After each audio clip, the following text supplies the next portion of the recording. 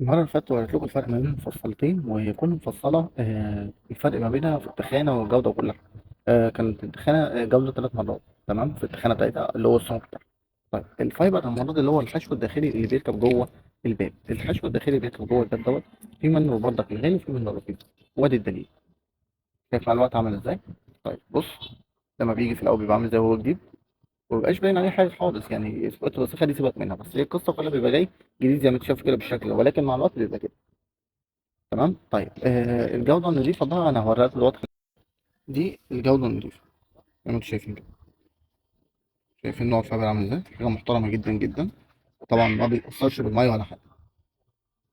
وطبعا ده أعلى من تاني في السعر، والجودة بتاعته محترمة وحاجة كويسة جدا جدا. هكذا برضك الموضوع بينطبق على الألمونيوم، وينطبق على الإكسسوار زي الأوكر والكالون والكلام ده كله.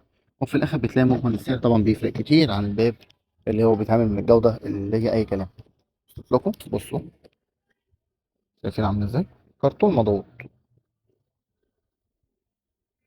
بس. حاجة يعني ما فيش أسوأ من كده. عشان كده بقول لكم دايما غير رخيص وما تسترخصوش. ما فيش حاجة اسمها الصنايعي بيشتغلكم، ما فيش حاجة اسمها الصنايعي بيكذب عليكم.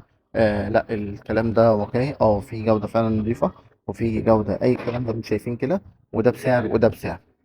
لذلك انت بتاخد دايما قيمة مقابل سعر. هو بيبقى عبارة زي ما انتوا شايفين كده الكرتون مضغوط اهو. الشكل الخارجي من بره بيبقى واحد بس. فانت ما تعرفش تفرق ما بينهم، غير ما بيبانش الكلام ده الا مع الاستخدام. وصلت لك؟ فهتقول طب انا هاخد بالي، طب انا هاخد بنصايح، طب مفيش الكلام ده. طب جودة الالوان، جودة الالوان طبعا في الوان بتقع، وفي الوان بيبقى عليها جودة ما بتقعش خالص وما بتأثر ولا بأي حاجة. تمام، الا لو حطيت عليها مية نار فقط لا غير، زي الفلاش كده.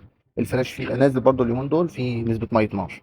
فخدوا بالك الله يكرمكم، ودي حاجة كده توعية بسيطة يعني. كل سنة وانتم طيبين.